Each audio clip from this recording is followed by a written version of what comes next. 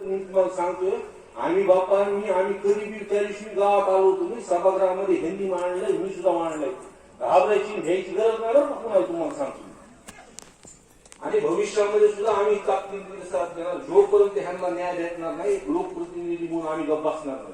आता उद्या आम्ही सगळ्या सर्वच पक्षाची आम्ही बैठक साहेब आम्ही बोलवतोय बीडला. आणि जोपर्यंत दोन त्याच्यामध्ये मूळ आहेत ते खंडणीच्या विषयामध्ये ते वाल्मिक कराडचं नाव टाकले सर, जेव्हा ते 6 तारखेला टाकलं पाहिजे. आणि दुसरं ते त्याच्यात ते अटक झाली नाही. दुसरी गोष्ट 302 मध्ये त्यांच्या कुटुंबाचे तिथं जे आता बोलताना म्हणले सूत्रधार सगळे घाबरायला लागले बोलायला गावात आल्यानंतर.